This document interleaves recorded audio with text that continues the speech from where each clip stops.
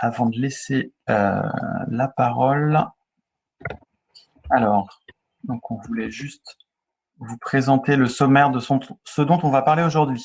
Donc, Nathalie va revenir sur la prolongation des différentes mesures économiques. Donc, on va parler des échéances fiscales, sociales, du cas particulier du BTP.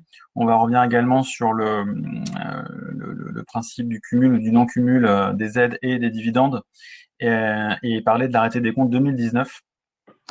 On va revenir sur le fonds de solidarité, parler de l'aide complémentaire de 2 000 euros. Ensuite, on reparlera du prêt garanti par l'État, de la prime Macron et on terminera avec Aude sur le traitement particulier des arrêts maladie et le renforcement du dispositif d'activité partielle. Enfin, si vous regardez cette vidéo sur YouTube, n'hésitez pas à vous abonner et à suivre, à activer la petite cloche pour être notifié des futures vidéos. Nous avons mis en place une playlist dédiée à ces conférences liées au Covid-19. N'hésitez pas à les visionner pour retrouver l'historique des conférences. Sur ce, Nathalie, je te laisse la main. Très bien, merci. Bonjour à tous et merci d'être là par ce beau temps. Alors, je vais commencer par reprendre un petit peu les mesures économiques qui ont été annoncées cette semaine. Donc, dans un premier temps, il y a eu de nouveau la possibilité de demander un report des échéances d'impôts directs pour le mois d'avril. Alors, concrètement, cela concerne principalement la taxe sur salaire. Je rappelle ici que la TVA n'est pas concernée par ce report-là. Vous avez l'obligation de la télédéclarer et de la télépayer. Maintenant, il y a quand même la possibilité de verser une somme forfaitaire et non pas de calculer au réel si vous n'avez pas les éléments.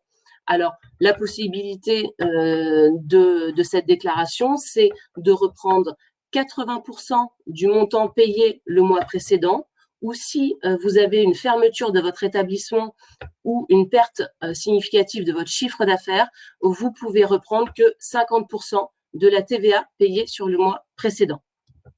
Donc, pour les reports d'impôts directs, possibilité, mais finalement peu d'impôts directs concernés pour le mois d'avril.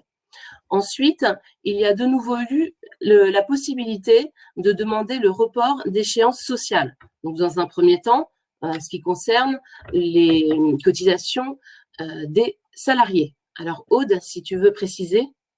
Oui, bonjour à tous. Donc effectivement, c'était plutôt prévisible, mais les cotisations sociales peuvent faire l'objet d'un report, donc les cotisations d'URSSAF et de retraite. Donc vous continuez à déclarer ces cotisations dans votre DSN, sauf que vous n'êtes pas obligé donc de faire le paiement. Et ces cotisations d'URSSAF et de retraite seront automatiquement reportées sur 3 mois. Alors, les questions qui m'ont été posées par certains clients étaient de savoir un petit peu les modalités de ce report. Est-ce que tout était prélevé d'un seul coup 3 mois après? Alors, non, c'est à vous de faire le règlement au bout de 3 mois. Mais bon, un report de 3 mois des cotisations du mois de mars ou du premier trimestre, c'est un report du coup au 15 juillet. Et au 15 juillet, il y aura vos cotisations habituelles du deuxième trimestre ou du mois de juillet. Donc, il faudra bien penser d'un point de vue trésorerie qu'il faudra cumuler à la fois vos cotisations du mois plus ce report-là. Donc, le report est automatique et quand je dis automatique, ça veut dire qu'il n'y a pas de démarche spécifique à faire au niveau de l'URSSAF. Au niveau de la retraite, nos équipes fournissent un courrier pour expliquer ces modalités à l'organisme de retraite. Par contre, pour tout ce qui est prévoyance et mutuelle, on conseille de bien entendu continuer de payer ces cotisations-là, car pour éviter en fait une suspension des garanties. Alors après, certains organismes ont prévu des modalités spécifiques comme la ProBTP, qui a prévu la possibilité aussi de reporter sans pénalité, sans majoration de retard, les cotisations de mutuelle et de prévoyance.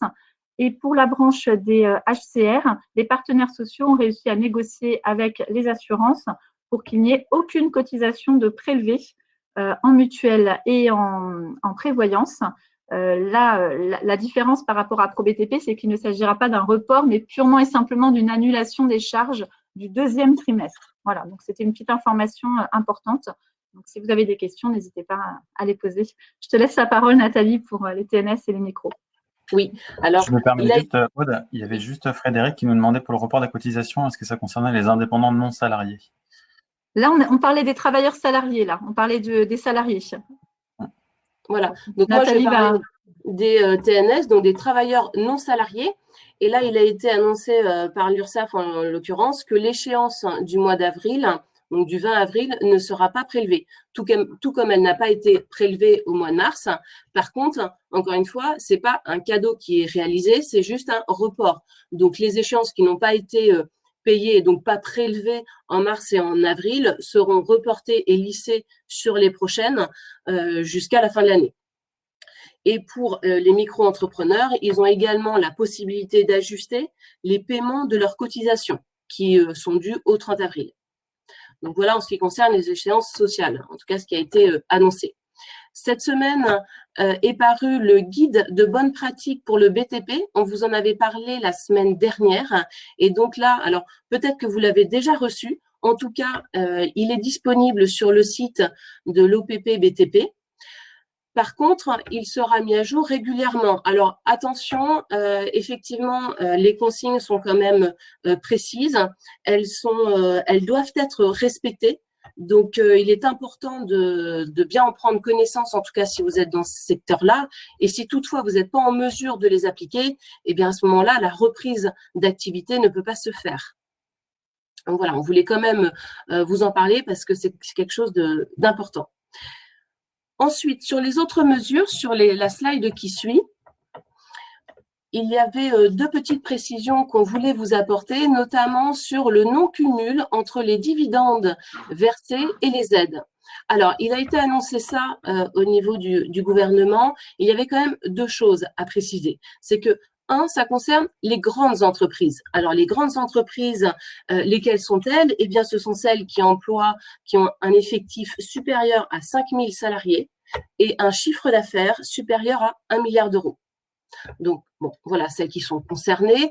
Et en plus, cela concerne les aides, donc la plupart du temps, les reports d'échéances qui ont été accordés à compter du 27 mars 2020. Donc, il était important quand même de voir que ça concerne qu'une catégorie d'entreprises.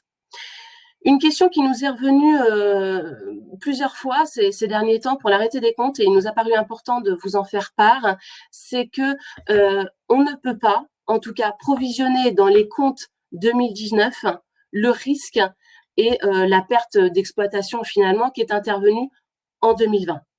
Pourquoi? Parce que il faut que la situation où le lien ait existé en 2019. Et là, c'est pas le cas, puisque cette situation n'est existante qu'à partir de mars 2020.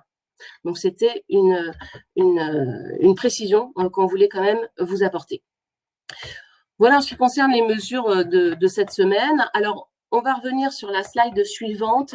On va revenir parce que beaucoup de questions nous ont été posées sur la fameuse aide de 1 500 €, donc le fonds de solidarité. Et puis, au fur et à mesure, finalement, des questions et puis du décret et des réponses que nous a transmises la DGFiP, eh bien, des précisions sont intervenues et ont changé un petit peu les choses. Alors, au démarrage, il était bien indiqué pour qui? TPE, artisans, commerçants, professions libérales. Une question est revenue de manière un petit peu régulière concernant les SCI. Alors, les SCI, est-ce qu'elles peuvent prétendre ou pas à l'aide de 1 500 €? Il n'y avait pas vraiment d'indication. Et finalement, il nous a été enfin répondu qu'elles peuvent en bénéficier à partir du moment où elles exercent une activité économique. Donc, cela veut dire que les SCI construction-vente, les SCI d'attribution ou de location peuvent prétendre à cette aide à partir du moment où, bien sûr, elles remplissent les conditions qui suivent. Donc, en revanche, les SCI qui servent uniquement de structure d'accueil ou de gestion d'un investissement immobilier, le plus souvent familial, eh bien, n'exerçant pas une activité économique, ne peuvent pas demander cette aide. Donc ça, c'était une précision qui était quand même importante. Donc, si vous êtes dans ce cas-là, vous avez une SCI et vous remplissez les conditions, vous pouvez en faire la demande.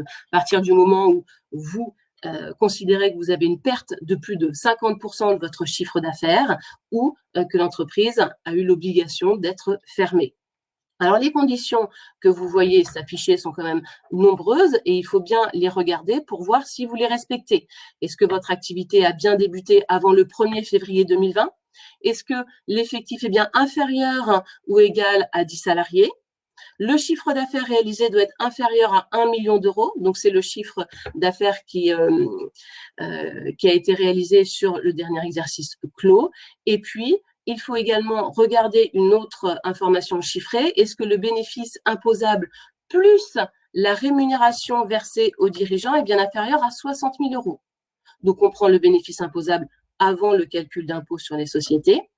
Et par contre, les rémunérations versées aux dirigeants, eh bien, c'est à la fois sa rémunération et les cotisations sociales du dirigeant à partir du moment où elles ont bien été déduites dans l'entreprise. Il ne faut pas non plus avoir bénéficié d'indemnités journalières de sécurité sociale de plus de 15 jours en mars 2020. Donc, ça correspond à 800 euros. Ne pas être titulaire d'un contrat de travail à temps complet à côté, ce qui revient à dire qu'il faut bien que cela concerne votre activité principale et ne pas bénéficier non plus d'une pension de vieillesse. Autre point également, la société ne doit pas être contrôlée par une autre société commerciale. Alors, la notion de contrôle, c'est la suivante, c'est que le capital ne doit pas, enfin, elle est considérée comme contrôlée à partir du moment où le capital est détenu par une personne physique ou une personne morale qui détient au moins 40% des droits de vote et qu'aucun autre associé détient un pourcentage supérieur. Donc ça, c'est la définition au sens du Code de commerce. Et puis, dernière indication, si il s'agit d'une holding, alors il faut prendre l'intégralité des sociétés qui sont détenues, avec la même définition du contrôle. Voilà en ce qui concerne les conditions. Ensuite, de quelle manière faisons-nous la démarche? Eh bien, il faut que vous vous connectiez sur votre espace particulier avec vos codes. Bien évidemment, nous sommes là en tant qu'experts comptables pour vous accompagner, pour vous aider. Si vous avez besoin de précision sur le montant du chiffre d'affaires à déclarer, si vous remplissez bien les conditions. Donc, vous allez dans Messagerie sécurisée et ensuite, dans l'onglet Écrire, vous cliquez sur « Je demande l'aide aux entreprises fragilisées par l'épidémie Covid-19 ». Une fois que vous avez vérifié que les conditions sont bien remplies, vous indiquez les coordonnées de votre entreprise. Vous indiquez ensuite le montant de votre chiffre d'affaires. Donc, c'est le montant du chiffre d'affaires réalisé en mars 2020 comparé à celui de mars 2019. La seule possibilité de reprendre finalement une moyenne mensuelle de chiffre d'affaires, c'est uniquement lorsque l'entreprise est nouvelle. Donc, ça veut dire qu'on prend à partir de la date de création jusqu'au 29 février. Ensuite, sachez que donc l'aide est quand même plafonnée à 1 500 euros. Donc, vous pouvez tout à fait percevoir moins si la variation entre le chiffre d'affaires de mars 2020 et celui de mars 2019 est réduit et inférieur à 1 500 euros. Le chiffre d'affaires à retenue, c'est le chiffre d'affaires facturé, sauf si vous êtes en BNC, auquel cas, ça sera le chiffre d'affaires encaissé. Quand? Eh bien, à compter du 1er avril, donc cette déclaration est déjà disponible et elle est disponible jusqu'au 30 avril. Elle sera reconduite pour le mois d'avril, donc vous pourrez en faire de nouveau une déclaration au mois de mai. Petite précision. Si vous êtes dirigeant de plusieurs entreprises qui n'ont pas de lien capitalistique entre elles et qui répondent aux conditions, vous pouvez faire plusieurs demandes. Ça, c'est tout à fait possible. Par contre, si vous êtes dans une entreprise et que vous êtes co-gérant, peu importe le nombre de dirigeants, l'entreprise n'a droit qu'à une seule demande. Voilà en ce qui concerne les précisions. Petite nouveauté qui suit. Régis, si tu veux bien.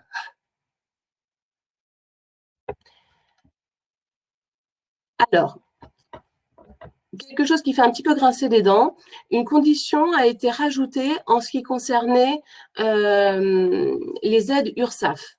Il n'est pas possible de cumuler à la fois les aides URSSAF donc qui sont disponibles si vous êtes en situation TNS, travailleur non salarié, et si vous avez bénéficié de l'aide 1 500 €. Donc, c'est un petit peu particulier, mais en tout cas, c'est une condition qui a été rajoutée et donc ce n'est pas cumulable. Par contre, a été envoyé il y a eu un communiqué aujourd'hui sur une indemnité qui va être versée pour les travailleurs indépendants de l'artisanat et du commerce. Donc ça, c'est plutôt une bonne nouvelle. C'est une aide exceptionnelle qui a été validée par le Conseil de la protection sociale des travailleurs indépendants, CPSTI. Et donc, cette aide, elle va vous être, si vous êtes dans le cas d'un travailleur indépendant de l'artisanat et du commerce, eh bien, cette aide-là va vous être directement versée par les URSSAF. Il n'y a pas besoin de faire de démarche en particulier, elle est faite automatiquement. Alors, de combien va-t-elle être? Eh bien, la limite maximale, en tout cas, c'est ce qui nous est informé aujourd'hui, 10 avril, la limite maximale est de 1 250 € net d'impôts et de charges sociales. Par contre, cette somme ne peut pas excéder le montant des cotisations annuelles que vous avez donc payées. Il y a quand même plusieurs conditions pour l'obtenir. Il faut être en activité au 15 mars 2020 et avoir été immatriculé avant le 1er janvier 2019. Donc ça, c'est vraiment tout nouveau. Je pense que ça va être un petit peu plus communiqué de manière globale.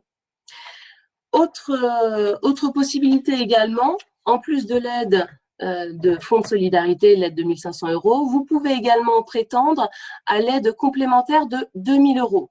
Alors celle-ci, eh bien, il faut attendre encore 5 jours pour pouvoir faire la demande. Alors par contre, il faut pouvoir remplir également les conditions, c'est-à-dire avoir obtenu, donc être éligible à l'aide de 1 500 € et employer au moins un salarié, qu'il soit en CDI ou en CDD. Par contre, contrairement à l'aide de 1 500 € où là, aucun justificatif ne vous est demandé, ce qui ne veut pas dire qu'il n'y aura pas de contrôle par la suite, ça, on ne sait pas, eh bien, il faudra quand même justifier que vous avez essuyé finalement un refus bancaire pour une demande de PGE. Voilà en ce qui concerne l'aide complémentaire de 2 000 €. Alors, par la suite, pour le PGE, donc le PGE, donc le prêt garanti par l'État, vous pouvez tout à fait faire une demande. Donc, c'est ouvert aux entreprises professionnelles, quelle que soit votre taille, votre activité, votre statut juridique. Les seules exclusions, et là c'est bien écrit noir sur blanc, eh bien ça concerne les SCI et les établissements de crédit et sociétés de financement. Alors, prêt garanti à hauteur de 90%, pour tous les professionnels et pour toutes les entreprises. Par contre, il reste 10% de risque pour la banque. C'est la raison pour laquelle, souvent, lorsque vous allez en faire la demande, eh bien, elle va vous demander, en tout cas, de justifier votre demande par des attestations, vos comptes annuels et souvent un plan de trésorerie. Alors, il est vrai que plan de trésorerie, nous, on est également là pour vous accompagner et vous aider si vous en avez besoin. Le montant du prêt qui peut être octroyé, ça peut aller jusqu'à 25% de votre chiffre d'affaires. Donc, le chiffre d'affaires, eh bien, c'est celui qui a été réalisé en 2019.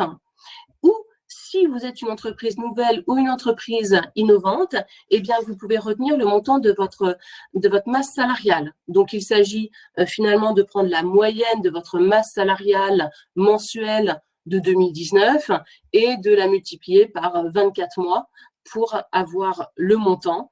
On ne retient que la masse salariale brute. Les caractéristiques de ce prêt, eh bien, aucun remboursement exigé la première année, ce qui ne veut pas dire que vous pouvez toutefois faire un remboursement anticipé si vous l'indiquez en tout cas dans le contrat. Ça peut aller jusqu'à 5 ans par la suite. Par contre, il y a quand même un coût, le coût de la garantie qui varie entre 0,25% du prêt et 2%. Et ensuite, un taux d'intérêt qui est librement fixé par les banques, donc en négociation avec vous. Voilà en ce qui concerne, alors j'ai essayé de faire vite, Aude, pour te laisser du temps, les mesures économiques. Et puis maintenant, on va pouvoir voir les mesures sociales. Merci. Merci Nathalie. pour toutes ces précisions. Donc, pour la partie sociale, je voulais revenir, on en avait discuté la semaine dernière, mais pas vraiment de nouveauté, mais j'en reparle quand même, puisque c'est un dispositif qui est plutôt intéressant. Donc, les modifications de la prime Macron, donc la prime exceptionnelle de pouvoir d'achat, ou PEPA, qui peut désormais être versée sans accord d'intéressement. Ça me paraissait être une nouvelle assez importante, puisque cette prime avait été remise en place donc en 2020, reconduite en 2020, puisqu'elle avait été créée en 2019. Mais dans sa reconduction en 2020, il était posé la condition de conclusion d'un accord d'intéressement. Donc, cette obligation de conclure un accord d'intéressement n'a plus lieu d'être. Et pour les entreprises qui ont déjà un accord d'intéressement ou qui ont déjà versé 1 000 €, il peut être versé 1 000 € supplémentaires. Donc, ça peut aller jusqu'à 2 000 € de primes exceptionnelles exonérées pour ces entreprises-là. Alors, un nouveau critère de répartition a aussi été ajouté, vous avez dû en entendre parler dans l'actualité, qui permettait en fait de tenir compte des salariés qui continuent de travailler du fait de la crise. Donc, je pense notamment au commerce alimentaire, où les salariés continuent de travailler. Alors, j'ai quand même une petite alerte par rapport à ça. C'est un critère qui peut permettre de majorer la prime pour les salariés présents, mais ça ne peut pas non plus être un critère exclusif. Ça veut dire qu'on ne peut pas non plus ne verser cette prime qu'aux salariés qui travaillent, contrairement à ce qui avait été plus ou moins annoncé. Donc, toujours pour cette prime, pas de changement pour les autres critères. Les bénéficiaires sont les salariés qui ont un salaire inférieur à 3 SMIC sur les 12 derniers mois. Voilà. C'est jusqu'au 31 août 2020. Donc, si vous avez des questions sur le sujet, n'hésitez pas à nous les poser. Alors, malheureusement, elles ne sont pas applicables aux mandataires sociaux assimilés salariés. Voilà. Régis, merci. Je voulais revenir aussi sur la loi d'urgence, puisqu'on a eu quelques précisions de l'administration par rapport au traitement des arrêts maladie pendant cette période de crise. Alors, déjà, on a eu, dans le cadre de cette crise coronavirus, une suppression du délai de carence depuis le début du confinement, c'est-à-dire que la sécurité sociale indemnise tous les arrêts de travail sans carence, donc sans la carence de 3 jours. Ensuite, il a été voté plus postérieurement à la loi d'urgence, donc dans le cadre d'une ordonnance, un maintien de salaire sans condition d'ancienneté, puisqu'effectivement, beaucoup d'arrêts, notamment des arrêts garde d'enfants qui ont été mis en place dès le 16 mars, pour les salariés qui avaient moins d'1 an d'ancienneté. Donc, ils ont bien perçu les indemnités journalières de sécurité sociale sans carence à hauteur de 50%. Par contre, l'employeur n'était pas tenu de compléter, pour un maintien total du salaire. Maintenant, depuis le 26 mars, l'employeur doit bien compléter le salaire sans condition d'ancienneté. Mais ça ne fonctionne pas rétroactivement, donc pour les arrêts antérieurs. Au niveau de l'articulation avec le chômage partiel, j'en avais parlé la semaine dernière. Je vous avais un petit peu alerté, vous demandez d'être vigilant sur les arrêts de travail pour garde d'enfants et personnes fragiles, qui en soi ne sont pas vraiment des arrêts maladie, même s'ils sont traités comme des arrêts maladie, puisque ces arrêts ont été mis en place pour permettre aux salariés de ne pas venir sur leur lieu de travail, soit parce que le télétravail n'est pas possible et qu'il y a des enfants à garder qui ne sont plus scolarisés, ou des personnes qui ont des pathologies bien spécifiques pour qui il était nécessaire de rester confiné pour ne pas attraper le coronavirus qui pourrait être dangereux pour ces personnes-là. Bien évidemment, quand l'entreprise est en difficulté et procède à l'activité partielle, ces arrêts de travail n'ont plus lieu d'être, puisque les salariés n'ont plus vocation à demander à être arrêtés pour ne pas travailler, puisqu'il n'y a plus de travail. Donc là, je vous disais la semaine dernière que c'était un petit peu le positionnement qu'on avait par rapport à des échanges qu'on a vus avec les CPAM, mais que rien n'était officiel. Aujourd'hui, l'administration, donc c'est le ministère du Travail, dans sa circulaire du 3 avril, a bien confirmé cette position. Donc, si vous avez, au moment de la mise en activité partielle de votre entreprise, des salariés dans le cadre de ces 2 arrêts de travail-là, les arrêts sont automatiquement suspendus. par tolérance, vous pouvez conserver l'arrêt et mettre en œuvre l'activité partielle à l'issue de ces arrêts. Vous pouvez le faire. Maintenant, souvent, les employeurs le font parce que ça permet de garantir un maintien de salaire aux salariés. On va le voir après dans le cadre de l'activité partielle, mais il est tout à fait possible, dans le cadre de l'activité partielle, de maintenir aussi le salaire à 100% sans payer de cotisation sociale. Donc, ce qui est quand même plus intéressant aussi pour l'entreprise qui doit tout faire pour sauver sa trésorerie dans cette période difficile. Voilà. Donc, pour cette partie, voilà, je vous ai un petit peu tout dit. Donc, je reviens bien évidemment sur l'activité partielle. Alors, une petite nouveauté par rapport à la semaine dernière, la ministre du Travail s'est exprimée sur le cumul télétravail et chômage partiel. Elle a vraiment alerté sur le fait qu'il était strictement interdit de faire télétravailler ses salariés en activité partielle. Là où ça va être compliqué, c'est pour les entreprises qui ont une activité réduite. Donc, nous, notre conseil, soyez vraiment très vigilants. Si vous êtes en activité réduite, pensez à bien acter avec vos salariés les périodes de travail ou de télétravail, les périodes de chômage partiel, que tout cela soit bien acté sur papier, puisqu'il y aura très certainement, et même de façon sûre, des contrôles qui seront faits. Après, sur quelle volumétrie, on n'en sait rien. C'est sûr qu'avec le nombre d'entreprises bénéficiaires, il y a de fortes chances c'est même impossible que l'administration puisse tout contrôler et contrôler donc toutes les entreprises bénéficiaires. Donc, par rapport à cet état d'urgence, plusieurs modalités assouplissement ont été mises en œuvre pour faciliter l'activité partielle, en fait. Et donc, déjà, elle a été étendue à des nouveaux bénéficiaires comme des salariés au forfait jour, des VRP, des pigistes, des assistants maternels ou des employés à domicile, puisque auparavant, c'était vraiment un dispositif qui était réservé aux salariés horaires. Donc là, c'est plutôt bien puisque plus de salariés peuvent en bénéficier. Maintenant, la difficulté, elle reste toujours pour le mandataire social qui est assimilé salarié, puisque étant assimilé salarié et n'étant pas un vrai salarié à proprement parler de son entreprise, il ne peut pas en bénéficier. Alors, je sais qu'il y a eu un petit peu des oui-dire, des demandes qui ont été faites auprès du gouvernement pour modifier cette position concernant les mandataires sociaux. Aujourd'hui, on est au stade des demandes, mais rien de concret et aucune réponse ou prémisse de réponse n'a été apportée par le gouvernement sur le sujet des mandataires sociaux. Alors, c'est vrai qu'avec cette loi d'urgence qui a pour vocation à légiférer, mais uniquement pendant cette période de crise sanitaire qui aujourd'hui est arrêtée jusqu'au 24 juin. Donc, plusieurs modalités d'assouplissement ont été mises en place, notamment pour les salariés du transport routier, puisque ces salariés-là bénéficient d'heures d'équivalence. C'est-à-dire qu'ils ont une durée du travail à 35 heures, plus des heures d'équivalence qui font partie intégrante de la rémunération.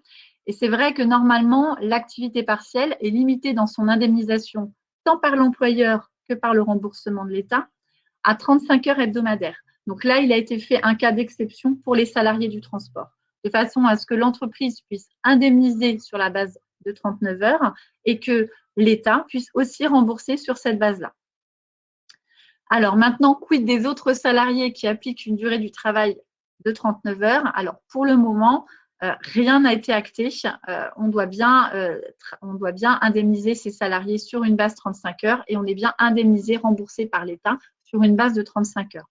Petite spécificité dans le HCR, des négociations ont eu lieu entre le gouvernement et les syndicats représentatifs de branche pour inclure dans le taux horaire de calcul les heures supplémentaires de façon à gonfler le taux horaire à la fois pour indemniser le salarié en tenant compte des heures structurelles supplémentaires et aussi pour permettre une indemnisation plus importante de l'État. Donc, bien entendu, au sein de nos équipes à Guérande et à Saint-Herblain, nos équipes paye et RH, nous avons bien tenu compte de ces dispositions-là.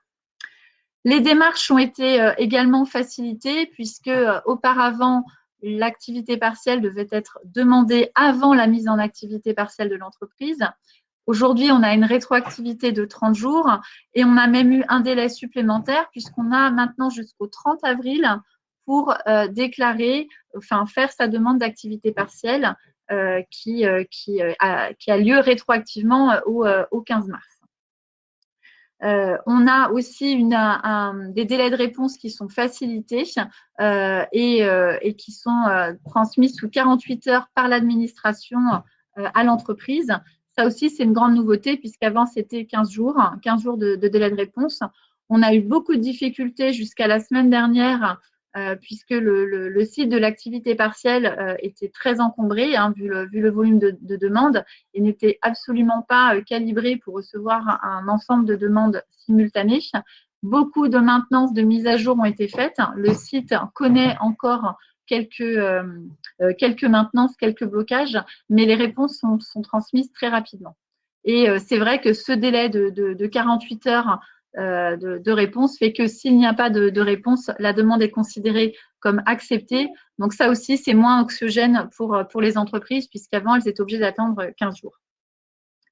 L'indemnisation donc de l'employeur, elle reste donc fixée sur la base de 70% du salaire brut, ce qui revient à 84% du salaire net. Attention, des conventions collectives peuvent prévoir des dispositions plus favorables et vous-même, en tant qu'employeur, vous pouvez aussi prévoir des dispositions plus favorables. Maintenant, le gouvernement a augmenté la prise en charge de l'État en passant cette indemnisation à 100% et dans la limite de 4,5 SMIC, mais c'est bien 100% de 70% du brut. Ça veut dire que si vous décidez, ou si votre convention collective vous impose un maintien à 90 ou à 100%, l'État ne vous indemnisera que dans la limite de 70% du brut. Donc ça, il faut en avoir conscience. Ce remboursement de l'État est effectué sous 12 jours une fois que vous avez déclaré les heures chômées de vos salariés, parce qu'une fois la demande effectuée, vous devez déclarer pour chacun de vos salariés les heures qui ont été chômées et ce qui va déclencher le remboursement sous 12 jours. Alors, petite précision pour l'indemnisation à 100%. Bon, comme on l'avait évoqué il y a plusieurs semaines, pour nous, cette indemnisation au-delà du légal était bien exonérée. Ça a été confirmé par ordonnance. La question, entre guillemets, d'optimisation qui m'a été posée à plusieurs reprises, c'est notamment par rapport aux arrêts de travail, garde d'enfants et personnes fragiles. Si vous vous dites qu'il est plus intéressant de garder vos salariés sous ces formes d'arrêt pour pouvoir leur maintenir un salaire à 100%, comme je vous le disais tout à l'heure, il vaut mieux passer en activité partielle si votre entreprise a des difficultés structurelles et une réelle baisse d'activité liée à cette crise Covid-19 et éventuellement maintenir le salaire à 100%. Ce n'est pas une obligation, sauf si c'est votre convention collective, mais vous avez la faculté de le faire sans payer de cotisation supplémentaire, mais vous ne serez pas remboursé par l'État sur cette différence. Mais ça reste quand même beaucoup moins coûteux pour l'entreprise. Voilà, donc écoutez, j'ai fini pour ma part. J'espère avoir été claire. Il y a beaucoup d'informations, donc on essaye de les synthétiser au maximum. Merci en tout cas à tous de votre attention. Merci beaucoup, Aude. Il y avait une dernière question sur le chat pour savoir s'il y avait un accord de branche sur l'imposition des congés pour les adhérents du Syntec. Alors, pas à ma connaissance. Maintenant, c'est vrai qu'on avait évoqué ce sujet dans nos précédents webinaires et je l'avais un petit peu supprimé parce que pour moi, ce n'était pas un vrai sujet puisque le gouvernement, en fait, via ses ordonnances, avait donné la possibilité d'imposer 6 jours de congé. Donc, 6 jours ouvrables. Dans la Syntec, on est en jours ouvrés, donc c'est 5 jours, donc une semaine, sous réserve d'avoir un accord d'entreprise ou un accord de branche. Après, se posait quand même la question de l'intérêt de mettre en place ça pour seulement une semaine. Maintenant, à côté de ça, on peut tout à fait comprendre les entreprises qui anticipent la reprise d'activité et qui n'ont pas forcément envie d'avoir des salariés qui posent tous leurs congés cet été. Donc, bon, voilà, effectivement, c'est quand même une question à se poser. À ma connaissance, j'ai pas vu d'accord Syntec, mais on suit ça de près, donc on pourra répondre ultérieurement s'il y a une nouveauté sur le sujet. Ok, il y avait une question de Frédéric en début d'intervention par rapport au… Poser la question des démarches à réaliser pour les TNS CIPAV. Je pense que c'était lié à la question des mesures sociales. Alors pour la CIPAV, si il n'y a eu aucun courrier de reçu, il faut les contacter et voir avec eux pour voir ce qu'il est possible de faire. Et après, ils sont très à l'écoute. Donc généralement, il y en a qui ont déjà proposé de ne pas prélever. Ce qui m'étonne un petit peu, c'est que là, en l'occurrence, ça n'a pas l'air d'être le cas. Moi, je vous conseille de les contacter et de voir directement avec eux. Alors, il y avait une autre question aussi que j'ai pu voir sur le chat qui n'était pas posée en question concernant l'aide 1500 € et le statut LMNP. Alors, c'est une bonne question parce qu'on a cherché longtemps les textes et justement, on n'a rien trouvé de précis sur ce qui concerne LMNP, LMP, loueur meublé, saisonnier ou non. Donc, on a fait une demande à la DGFiP pour qu'il soit plus précis. Et on est en attente de cette réponse. Donc, dès qu'on a l'information, eh bien, on vous la transmet rapidement à la prochaine webconférence. Puis on mettra à jour notre article dédié sur le sujet. Voilà, on a répondu, si je ne m'abuse, à toutes les questions. Super. Merci à Nathalie qui était derrière le chat. Merci à toutes les deux. Merci donc si vous nous suiviez en live. J'espère que ça a répondu à vos attentes. Si vous regardez cette vidéo sur YouTube, n'hésitez pas à penser à vous abonner et activer la petite cloche pour être notifié des futures vidéos qu'on va poster dans la playlist dédiée au Covid-19. Sur ce bon long week-end à tous, profitez bien, restez bien sûr chez vous et à très bientôt. Bon week-end et joyeuse Pâques. Au revoir. Joyeuse Pâques.